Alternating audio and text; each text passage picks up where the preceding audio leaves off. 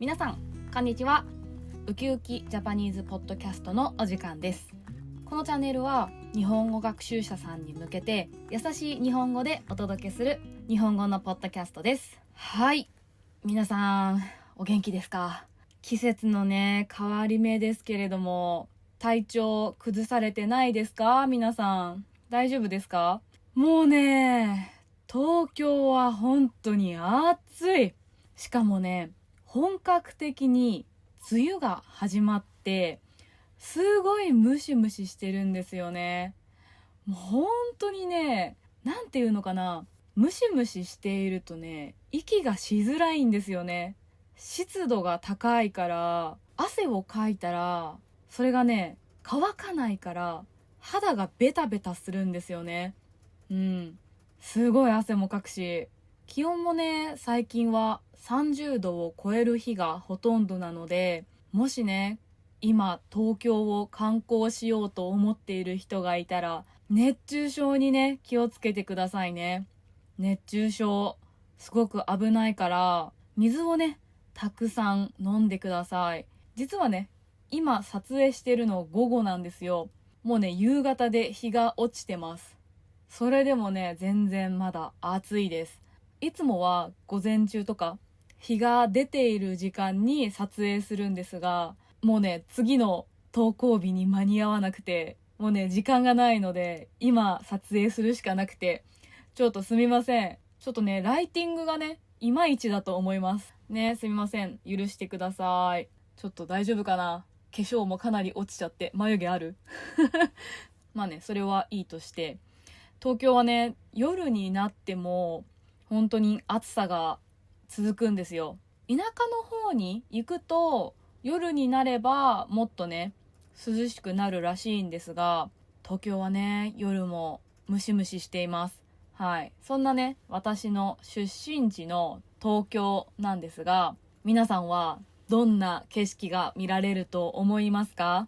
日本にはね東京とか大阪みたいな大きな都会もあるし、北海道とか沖縄とか長野とかみたいな大きな自然もあります。だからね観光に行って景色を見るって言ってもいろんな種類の景色が見られると思います。今回はそんな景色の表現の仕方をご紹介したいなと思います。チャンネル登録といいねで応援をお願いします。まずね、じゃあ東京で見たい景色といえば夜景じゃないでしょうか。夜景、夜の景色と書いて夜景と読みます。例えば東京でね夜に高い建物に登ると周りのね建物が明るく光っています。キラキラしています。そういうね景色を夜景って言います。夜って基本的には暗いですよね。だから本来だったら何にも見えないと思います。でも東京はたくさんの人がいて建物にたくさん明かりがついてるから夜景がね見えます。夜景はねとってもキラキラしていて見とれてしまいますね。見とれる。これはね景色だけじゃなくて人にも使いますね。例えば彼女が踊る姿に見とれてしまったとか、見とれる。こういうね表現の仕方って日本語にはねたくさんあるんですよ。日本語だけじゃないと思います。皆さんの言語にもたくさんあると思います。日本語にも表現のね方法はたくさんあります。でもそれをね口に出して言うかっていうと、実は口に出すものはそんなに種類はないと思います。つまり会話をしていて使う表現ですね。っていうのは実はね具体的には3つくらいしか日本人は使わないかなって思います。だから見とれるっていうのも今皆さんに説明したかったから感情をね表現しました。でも例えば夜景を見てわあ見とれてしまったとかはあんまり言わないです。後からねどうだったかって聞かれて表現として伝えるための言葉としてはぴったりですが、普段の会話での表現としてはあんまり言わないですね。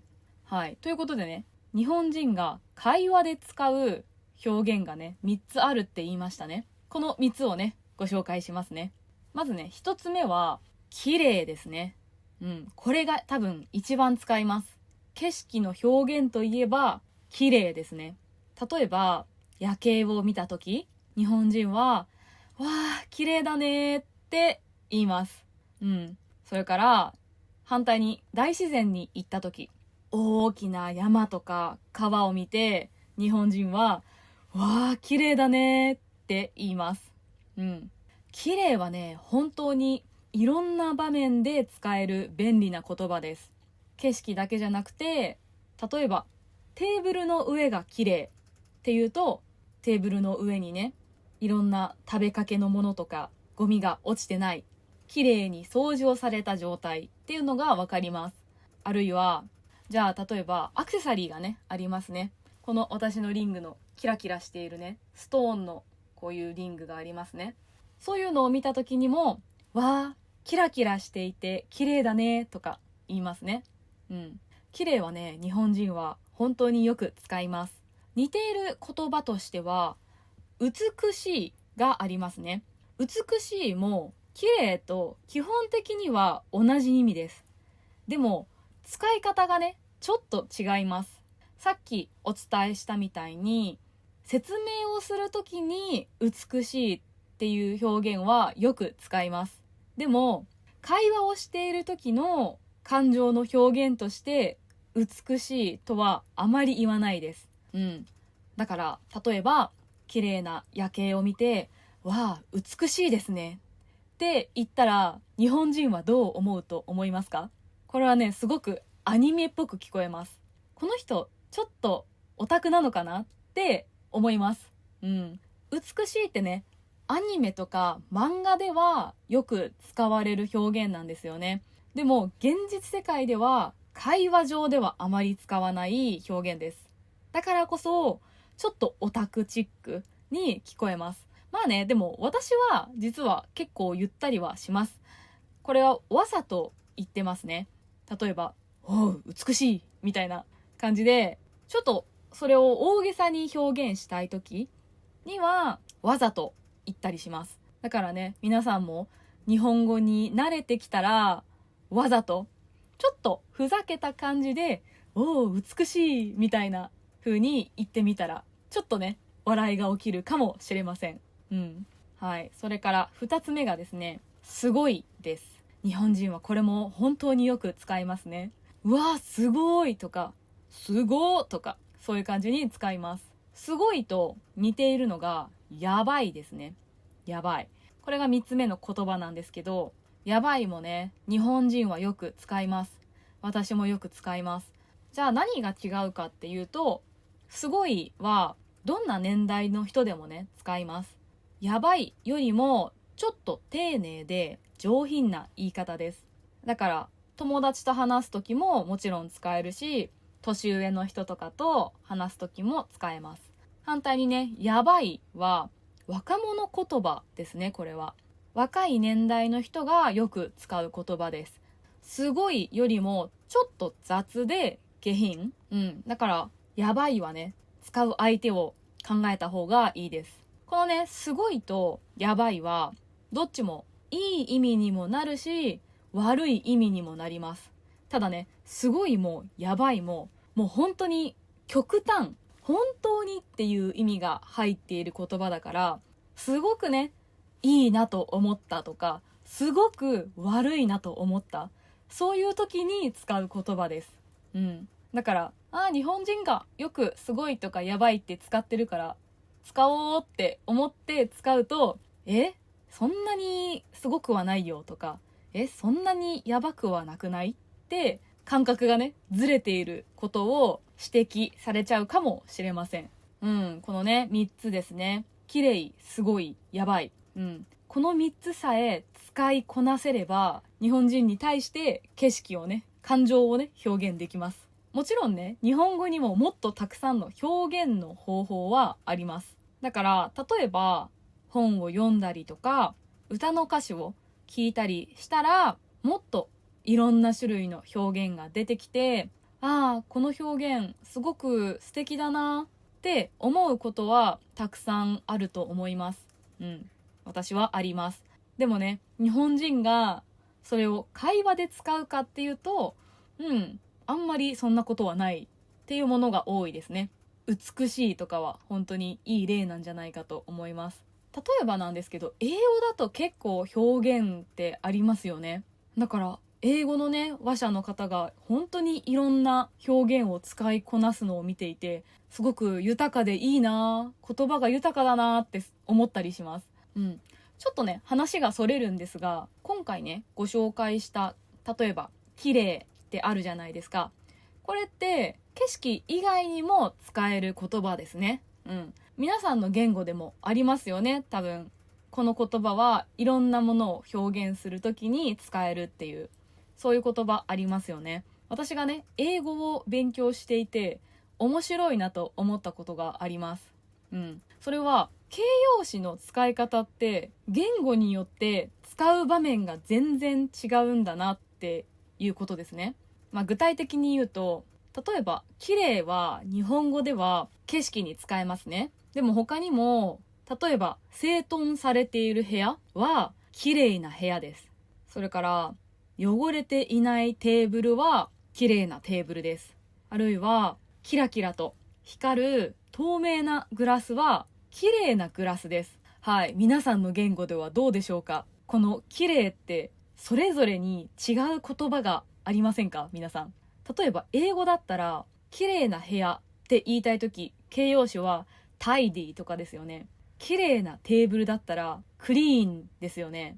綺麗なグラスだったらbeautifulですよね。これね、日本語では全部綺麗なんですよね。